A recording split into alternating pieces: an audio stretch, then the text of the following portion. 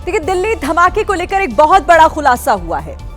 लाल किले में जिस तरीके से कार में हुआ धमाका, राजधानी दिल्ली का पहला फिदायिन हमला था। फिदायिन हमला वो होता है जिसमें आतंकी विस्फोटक के जरिए खुद को उड़ा लेता है और अपने साथ कई लोगों की जान ले लेता है।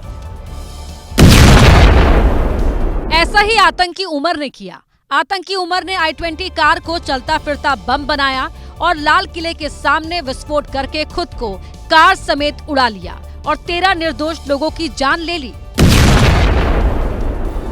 इस आत्मघाती हमले में आतंकी उमर तो मारा गया, लेकिन एनआईए ने आत्मघाती हमले की साजिश रचने के आरोप में आमिर राशिद नाम के एक शख्स को गिरफ्तार कर लिया है। आमिर राशिद जम्मू कश्मीर के पंपोर का रहने वाला है और ये वही शख्स है जिसके नाम पर ब्लास्ट में इस्तेमाल हुई i20 कार रजिस्टर्ड है। आरोप है कि आमिर राशिद ने ही दिल्ली में ब्लास्ट के लिए i20 कार खरीदी थी और फिर आतंकी उमर ने इसी कार का इस्तेमाल दिल्ली को दहलाने में किया। देखिए, दिल्ली ब्लास्ट में नाम सामने आने के बाद एनआईए ने आमिर को दिल्ली में छापेमारी करके पकड़ा और उसे कड़ी सुरक्षा के बीच पटियाला हाउस कोर्ट में पेश किया गया, जहां उसके गुनाहों का हिसाब किताब हुआ।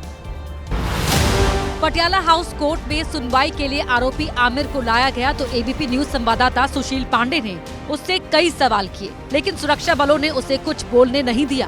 आमिर किसके कहने पर अटैक किया? आमिर। इसके बाद आमिर की कोर्ट में पेशी हुई तो एनआईए ने आमिर के खिलाफ कई सबूत पेश किए। कोर्ट में एनआईए की तरफ से जो एसपीपी पेश हुए थे, उन्होंने कहा कि इस पूरे मामले में आमिर से पूछताछ करनी है और पूछताछ कर ये भी पता लगाना है कि उनके साथ और कौन कौन लोग जुड़े हुए थे। एनआईए ने कोर्ट से आमिर की रिमांड मांगी तो कोर्ट ने इस पर सहमति दे दी। कोर्ट ने भी माना कि आमिर दिल्ली कार ब्लास्ट में शामिल है और इसलिए उससे पूछताछ बेहद जरूरी है, जिसके बाद कोर्ट ने आमिर को 10 दिन की पुलिस रिमांड पर भेज दिया। रिमांड के दौरान पुलिस और जांच एजेंसी अब आरोपी से धमाके से जुड़ी सभी जानकारी जुटाएंगी और दिल्ली ब्लास्ट केस के सभी पहलुओं की जांच करेगी। मैंने उसको पूछा, मैंने कहा आपका क्या इन्वॉल्वमेंट है, आपने क्या किया है इसमें? तो उसने मुझे ये सिर्फ सीधा यही बताया कि वो गाड़ी उसके नाम पे रजिस्टर्ड है जिसका ब्लास्ट में यूज हुआ है। बताया जा रहा है कि सुनवाई के दौरान आरोपी आमिर कोर्ट में शांत बैठा रहा, जबकि कोर्ट के बाहर काफी हलचल रही। फरीदाबाद से गिरफ्तार हुई जैश की संदिग्ध आतंकी शाहीन के बारे में भी एक बहुत बड़ा खुलासा हुआ है। जानकारी मिल रही है कि शाहीन के कई मोस्ट वांटेड आतंकियों के साथ अच्छे संबंध हैं।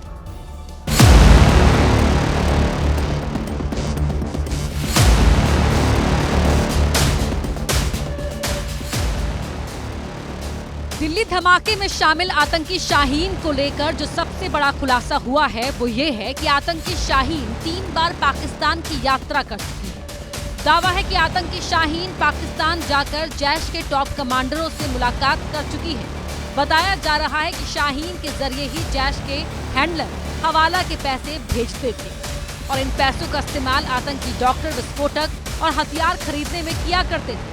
सबसे चौंकाने वाला खुलासा ये हुआ कि पुलिस और जांच एजेंसियों से बचने के लिए आतंकी शाहीन ने कानपुर, लखनऊ और फरीदाबाद के पते पर 3 अलग-अलग पासपोर्ट बनवा रखे थे। इन्हीं पासपोर्ट का इस्तेमाल कर शाहीन पाकिस्तान, थाईलैंड और दूसरे देशों की यात्रा करती थी और भारत के खिलाफ साजिश रचा करती थी।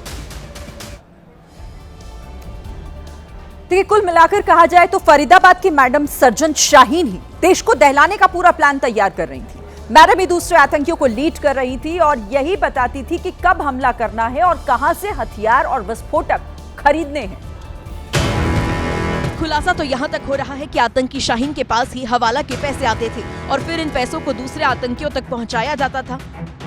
आप जानकर चौंक जाएंगे कि शाहीन की जांच पड़ताल करने पर अब तक उसके 7 बैंक खातों का पता चल चुका है।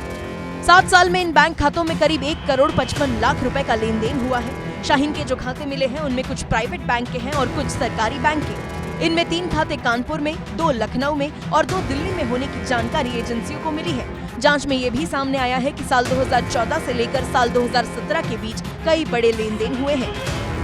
ये रकम कहां से आई और कहां भेजी गई, इसकी जानकारी अब जुटाई जा रही है। एजेंसियां पता लगा रही है कि किन किन लोगों को पैसा भेजा गया है। वहीं आतंक का अड्डा बन चुकी फरीदाबाद की अल फलाह यूनिवर्सिटी को अब मिट्टी में मिलाने की तैयारी है। खबर है कि अल फलाह यूनिवर्सिटी में जल्द बुलडोजर एक्शन देखने को मिल सकता है। क्योंकि फरीदाबाद प्रशासन ने अल फला यूनिवर्सिटी की जमीनों की जांच के आदेश दे दिए हैं। जांच मिलते ही पटवारियों ने जमीन की पैमाइश भी शुरू कर दी है। यूनिवर्सिटी की जमीन को किससे खरीदा गया और इस जमीन को खरीदने में कितने रुपए खर्च किए गए, ये सब कुछ खंगाला जा रहा है। क्या क्या पैमाइश करी है इसकी, कितनी पैमाइश करी, पूरी पैमाइश करी है, सारी जमीन कहाँ तक है इसकी।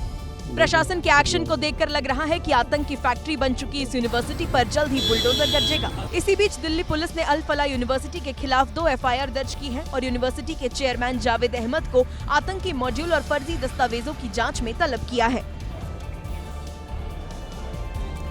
दिल्ली आतंकी हमले की जांच के लिए उत्तर प्रदेश में जगह जगह छापेमारियां हो रही हैं। सूत्र बता रहे हैं कि यूपी ATS ने 13 संदिग्धों को पकड़कर उनसे पूछताछ की है। बताया गया कि ये सभी संदिग्ध डॉक्टर शाहीन और उसके भाई परवेज के संपर्क में थे।